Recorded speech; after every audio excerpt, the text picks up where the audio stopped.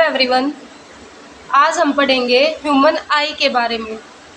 Technical रूप से human आई को ऑप्थेलम बोला जाता है और जो आई का डॉक्टर होता है उसको ऑप्थेमोलॉजिस्ट बोला जाता है।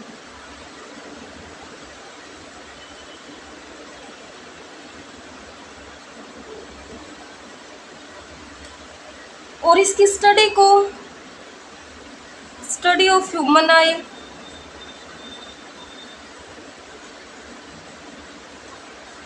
is known as ophthalmology।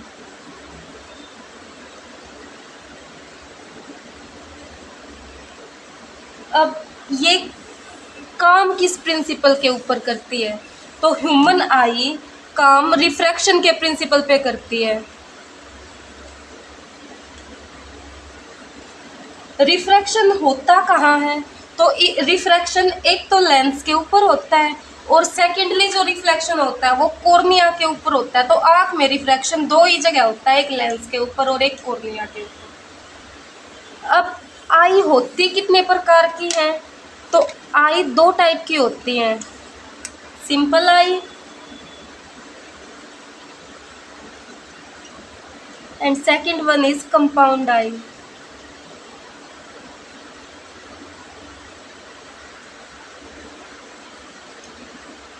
Eyes will be a correct term due to its plural form। अब सिंपल आई किस बेस पे बोल रहे हैं हम और कंपाउंड आई किस बेस पे बोल रहे हैं? जब एक आँख में सिर्फ एक ही लेंस होता है तो उसे तो सिंपल आई बोला जाता है, और जब एक आँख में एक से ज़्यादा लेंस होते हैं तो फिर उसे कंपाउंड आई बोला जाता है। तो ह्यूमन आई एक सिंपल आई है।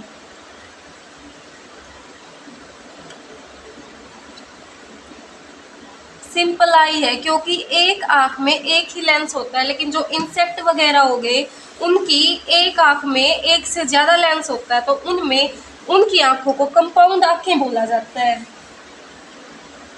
अब ह्यूमन आई 150 डिग्री पर 2D देख सकती है, एक आँख, और दोनों आँखें 180 डिग्री पर 3D देख सकते हैं। अब ये बताया था मैंने कि ह्यूमन आई रिफ्रैक्शन के प्रिंसिपल पे काम करती है, और रिफ्लेक्शन दो जगह होता है, एक लेंस के ऊपर और एक कॉर्निया के ऊपर। तो सबसे पहले तो जो रिफ्रैक्शन होगा वो लेंस पे होगा और जो बाद में रिफ्रैक्शन होगा वो कॉर्निया के ऊपर होगा। अब आई का एक बार स्ट्रक्चर देखते हैं।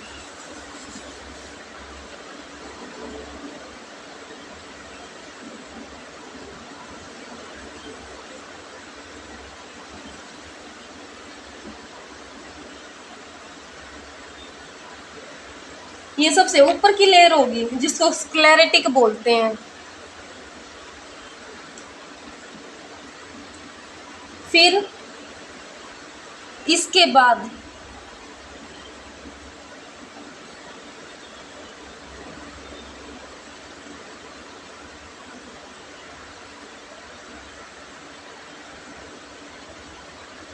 ये स्क्लेरेटिक होगी।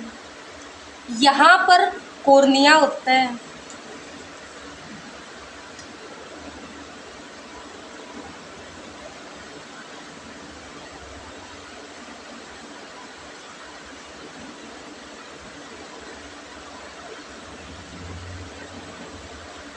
ये जो पार्ट होता है कॉर्निया के बाद ये यहाँ पर ये प्यूपिल होता है, और प्यूपिल के ऊपर का ये पार्ट ये भी और ये भी ये आइरिस होता है।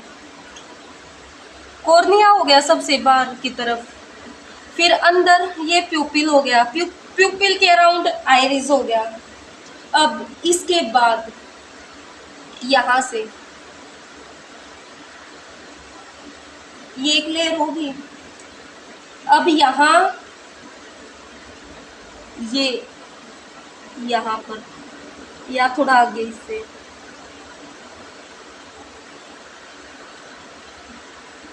ये लेंस होता है, और जो ये है ये सिलियरी मसल होती है।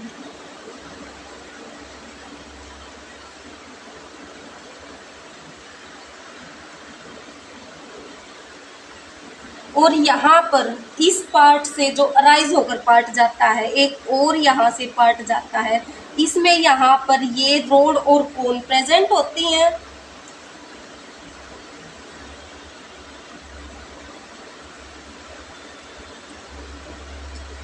ये रोड प्रेजेंट होती हैं, रोड और कोन है ये दोनों। और यहाँ पर ब्लाइंड स्पॉट प्रेजेंट होता है। ब्लाइंड स्पॉट एक ऐसा पार्ट होता है जहां पर कोई भी इमेज नहीं बनती।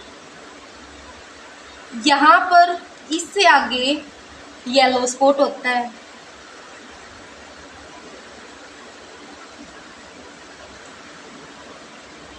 इस पार्ट से आर्टरीज और वेन्स अराइज होती हैं। ये वेन्स होगी और ये आर्टरीज होगी। वेन्स अराइज होगी और आर्टरीज अराइज होगी। अब जो ये पार्ट है लेंस से आगे का, ये वाला, इसमें एक्वास फ्लूइड प्रेजेंट होता है। इस पार्ट में, इस वाले पूरे पार्ट में जो फ्लूइड प्रेजेंट होता है उसको एक्वास फ्लूइड, उसको एक्वास फ्लूइड या फिर एक्वास ह्यूमर बोलते हैं। फ्लूइड बोल लो या ह्यूमर बोल लो। अब इससे आगे जो लेंस से पीछे का ये जो सारा पार्ट होता है, इसमें जो फ्लूइड होता है उसको विट्रस ह्यूमर बोलते हैं। Vitreous humour.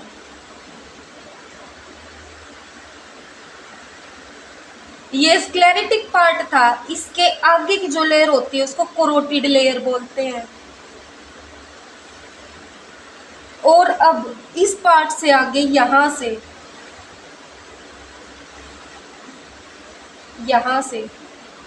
Optic nerve arise होती हैं। सिग्नल को भी तो लेके जाएंगी ये ब्रेन तक। आगे का काम तो ब्रेन का है। आंखें तो इमेज बनाने का काम कर देंगी, लेकिन दिखाने का काम तो ब्रेन करेगा।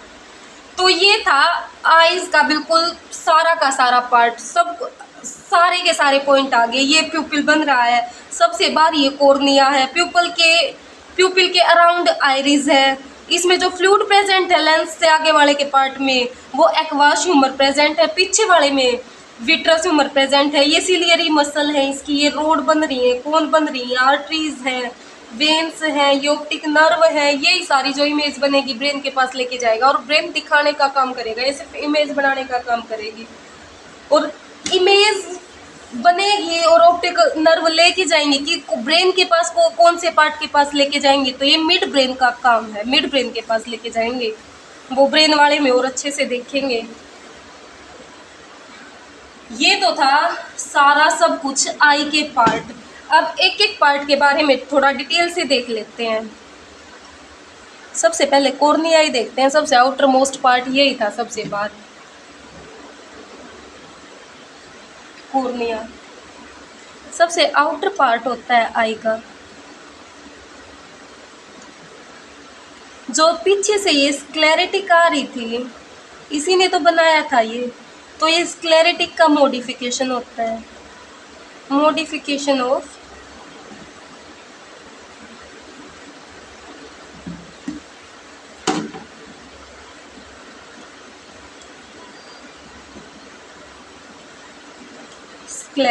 स्क्लेरेटिक का मॉडिफिकेशन होता है। और जब आँखों को हम दान करते हैं तो दान करते समय जो कौन सा पार्ट दान किया जाता है, तो दान करते समय कॉर्निया को ही दान किया जाता है। अब एक और जो बहुत ज़रूरी बात है, कॉर्निया में ब्लड सर्कुलेशन नहीं होता। अब ब्लड सर्कुलेशन होता नहीं है तो इसका मतलब तो ये पार्ट नॉन लिविंग होगा, डेड होगा। नहीं, ये पार्ट डेड नहीं होता। ऑक्सीजन तो इसके पास जाएगी और लिविंग पार्ट ही ऑक्सीजन को लेगा। तो अब इसके पास ब्लड सर्कुलेशन हो नहीं रहा है और ये पार्ट लिविंग है, तो ये ऑक्सीजन प्राप्त कहाँ से करता है? तो ऑक्सीजन इसको आउटर इन्वायरमेंट से मिलती है। कॉर्निया के पार्ट में कोई भी ब्लड सर्कुलेशन नहीं होती और इसको ऑक्सीजन आउटर इन्वायरमेंट से मिलती है। आंखें दान करने का अधिकतम टाइम 6 आवर्स होता है। आंख का जो क्लियर जोन होता है, clear zone of I is cornea. आंख का ये क्लियर जोन होता है। अब जो कॉर्निया था और इसमें जो एक्वास ट्यूमर था उसका जो रिफ्रैक्टिव इंडेक्स होता है वो 1.33 होता है। ये था कॉर्निया के बारे में सब कुछ, सिंपल सी बात बताई है।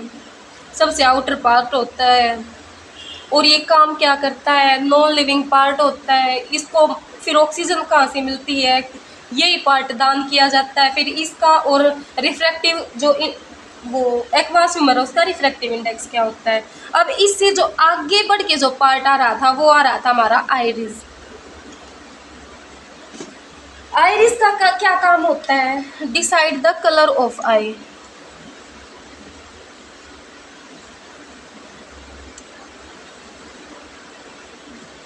आंखों का ये कलर निर्धारित करती है।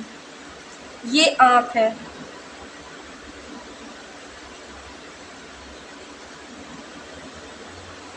मछली की बन गई। ये आंख है। अब सबको पता है बीच में ये जो पार्ट है ये लेंस है और लेंस के अराउंड ये पार्ट ये आइरिस है। और आंख के इस स्पॉट पे एक ग्लैंड प्रेजेंट होती है जिसे मायोबियम ग्लैंड बोला जाता है। ये ग्लैंड काम क्या करती है? इस ग्लैंड से एक ऑयल लाइक सब्सटेंस सीक्रेट होता है और ये जो ये सब्सटेंस होता है ये हल्के पीले रंग का होता है, हल्का पीला ये होता है और ये निकल कर आंखों की पलकों पर फैल जाता है। मायोबियम ग्लैंड से ये निकलता है, हल्के पीले रंग का होता है और आंखों की पलकों पर ये चिपक जाता है। अब जो वीमेन है वो अपनी आंखों का कलर जो चेंज करती हैं वो आइरिस को ही डालती हैं। किसी भी कलर की आइरिस आंखों में डाल लेंगी और कलर चेंज, तो ये कलर का निर्धारण करता है आंखों में। आर्टिफिशियल आइरिस भी मार्केट में है तो वो डाल के आंखों का कलर लेडीज स्पेशली चेंज करती हैं। जब तेज लाइट आएगी तो आइरिस का क्या काम करती है? ये आंख है, ये लेंस है, तो ये लेंस को कवर कर लेती है। जैसे आंखें सिकुड़ जाती हैं, जैसे हम धूप में या कहीं भी एकदम जाते हैं तो ये आंखों के लेंस को कवर करने का काम करती हैं। और फिर लाइट इतनी नहीं होती, कम रोशनी में हमें देखना होता है तो ये और पीछे हट जाती है और इसको ये एक्सपोज कर देती है।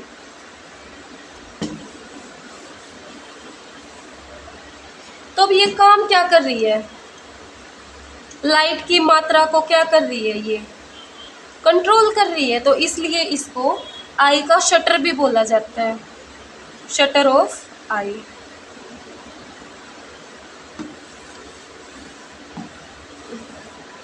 कॉर्निया की बात कर ली, आइरिस की बात कर ली, अब बात करते हैं हम इनके लेंस की।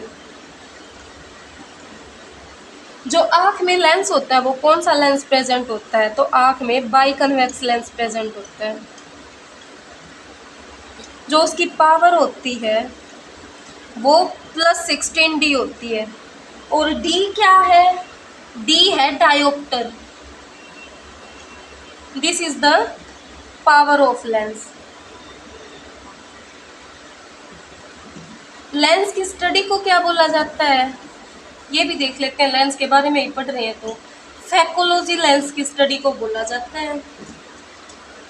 आई क्लियर देखने की मिनिमम दूरी कहाँ तक आके बिल्कुल क्लियर देख सकती हैं, तो वो 25 सेंटीमीटर तक आके बिल्कुल क्लियर देख सकती है।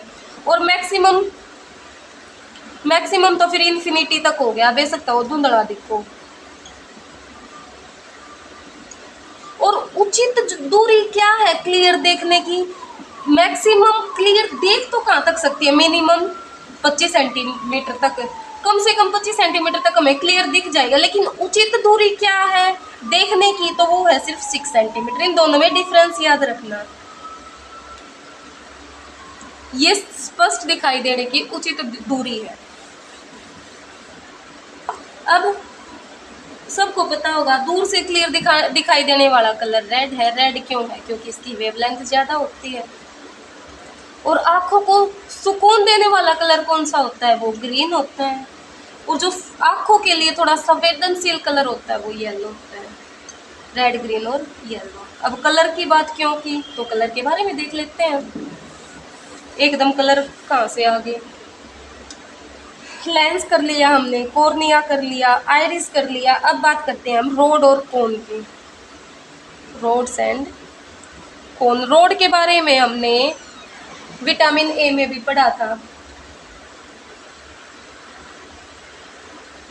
ये दोनों के दोनों प्रोटीन के बने होते हैं।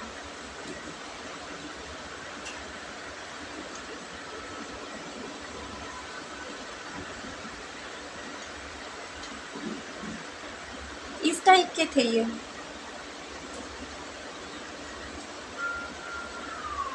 ये रोड थी, करोटिड पार्ट से अगले वाले पार्ट में प्रेजेंट थी। और ये लेंस, सॉरी ये कोन थे। अब जो ये रोड होती हैं ये 3 टाइप की होती हैं। अब देखते हैं वो कलर का जो नेम आया था वो कहाँ से आया था। और ये 3 टाइप की कौन कौन सी होती है? एक होती है रेड, एक ग्रीन और एक ब्लू। ये रोड के टाइप है। रोड 3 प्रकार की होती है, रेड, ग्रीन और ब्लू। और सबको पता है रेड, ग्रीन और ब्लू प्राइमरी कलर भी हैं। ये तीनों की तीनों प्राइमरी कलर भी हैं। इन्हीं की वजह से ह्यूमन सभी रंगों को पहचान सकता है। अब जिसमें तीनों में से भी कोई भी एक कलर प्रेजेंट नहीं होगा तो उन्हें कलर ब्लाइंडनेस मिलेगी। मतलब वो लाल और हरे में डिफरेंस करने में समर्थ नहीं होंगे। कुछ प्राइमेट्स हैं, जैसे बंदर हो गया। रोड के टाइप हैं ये 3, ग्रीन, रेड और ब्लू। RBG लिख लो, याद भी रह जाएगा। RBG, BG और R, रेड, ब्लू और ग्रीन। ये प्राइमरी कलर हैं तीनों के तीनों। रोड इन 3 टाइप की है। बंदर हो गया, गोरिल्ला हो गया, एक गिबिन।